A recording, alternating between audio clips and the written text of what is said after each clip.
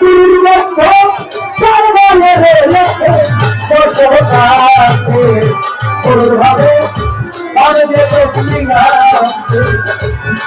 ভাবে ভারতে আছে বসবাসে ভাবে ভারতে আছে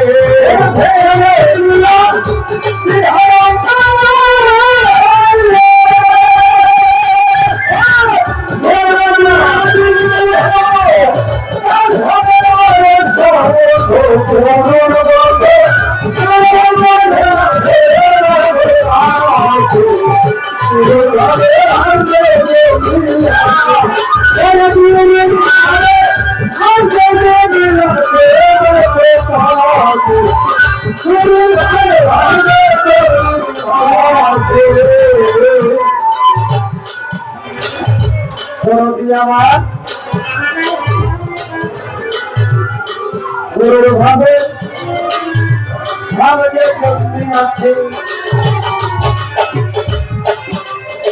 ভাবে গুরুর ভাবে ভালো যে চন্দ্রী আছে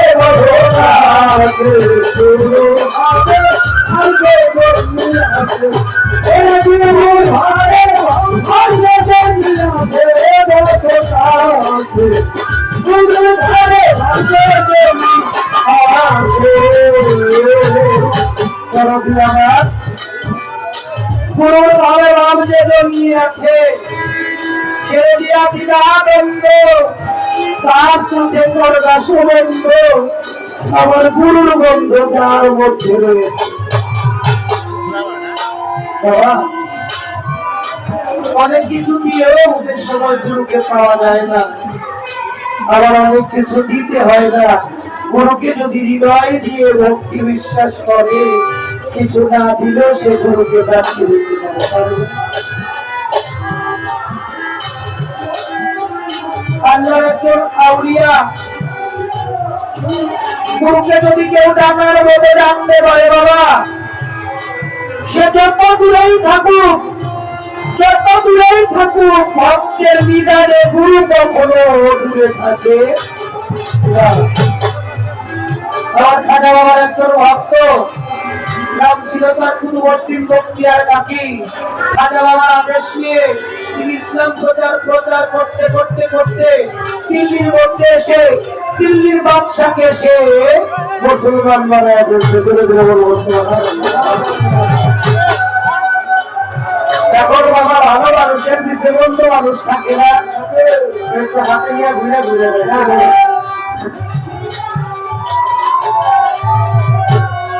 ভালো মানুষের পিছে বন্ধু মানুষও থাকে। আমার মনির ভাই, আমার ভাইয়ের ভাই এই অনুষ্ঠানটা চালায়, এই অনুষ্ঠানটা করে সবাইকে তাদেরকে ভালো বলে। সমাজের এক শ্রেণীর মানুষ আছে না, তাদেরকে খারাপ বলে, তাদেরকে হিংসা করে। ভালোর পিছে বন্ধুতা সবসময় লাগানো থাকে। যুগে যুগে যারা মহামানব বেরিয়ে আল্লাহ আসছে, তাদের পিছে এক শ্রেণীর দুষ্কৃতী মানুষ সবসময় লাগিয়ে থাকতে। কুতুবউদ্দিন তখন দিল্লির বাদশাকে গুলি করে ফেললো। এক শ্রেণীর মানুষ, 10-12 জন মানুষ, তারা চিন্তা করে কুতুবউদ্দিনকে কিভাবে এখান থেকে তাড়ানো যায়। আমার কথায় বিরক্ত হন, কুতুবউদ্দিনকে কিভাবে তাড়ানো যায়।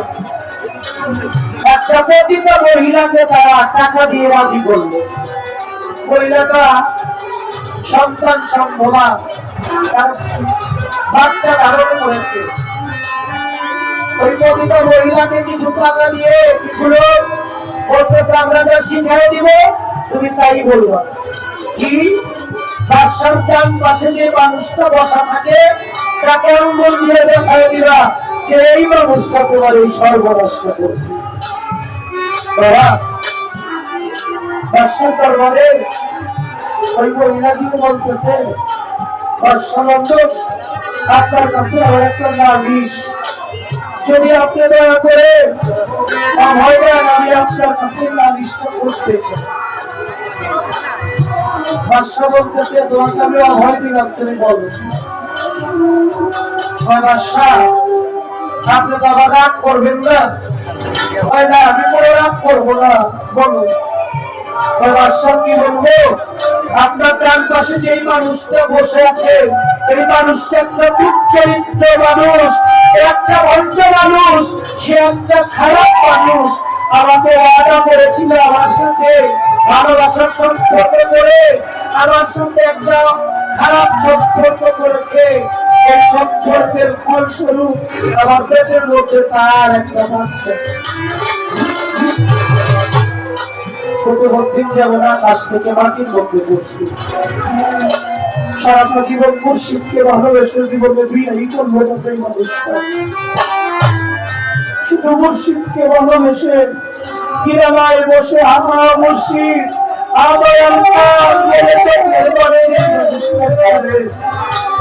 সেই মানুষটাকে অপবাদ দিতেছে, প্রতিবর্তী পাথরের মতো হয়ে কান্না করতেছে।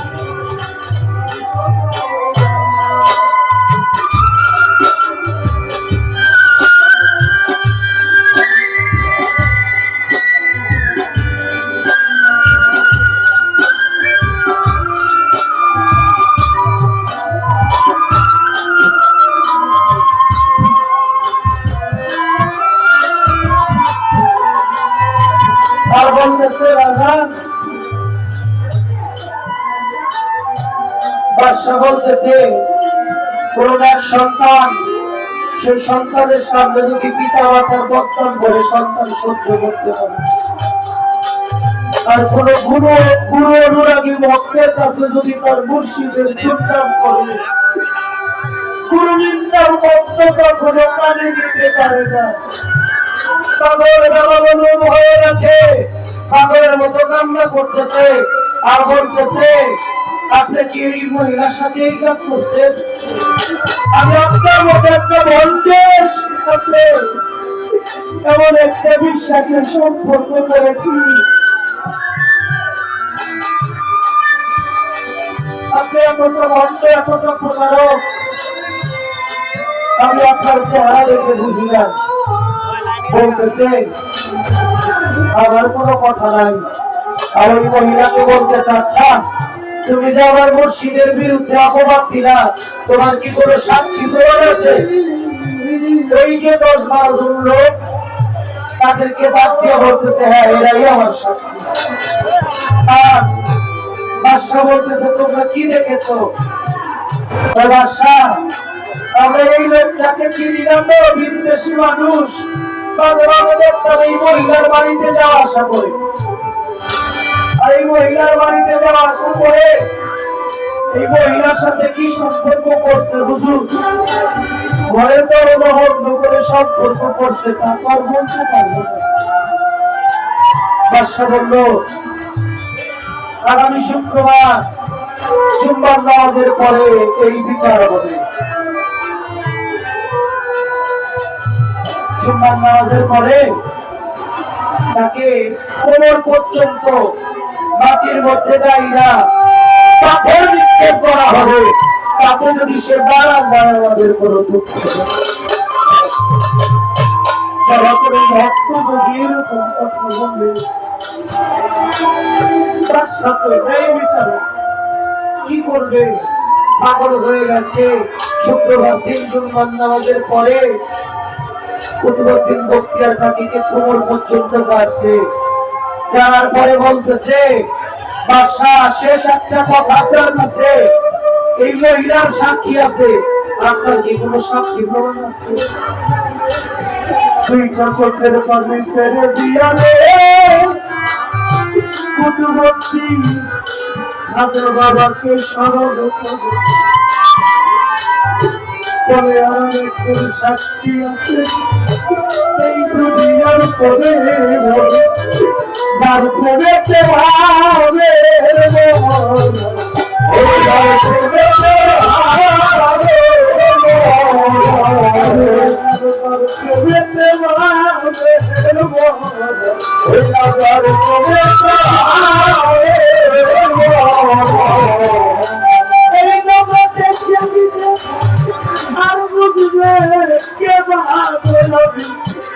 যেতে হবে ওরে ঘরে না ভুলে ওরে মাকে যেতে হবে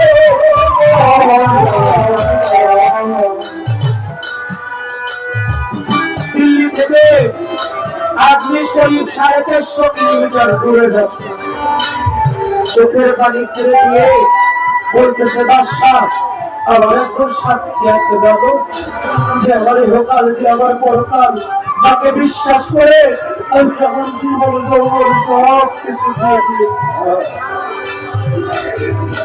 স্মরণ করেছে হে খাজা বাবা তোমার এই ভক্তের বিধান এরকম বিধান তোমার ভক্তের জীবনে আর কোনোদিন আসবে না তুমি যেখানেই থাকো তুমি যদি এই ভক্তের বিধানে না আসো তোমার গুরু নামের কলঙ্ক হয়ে যাবে বলে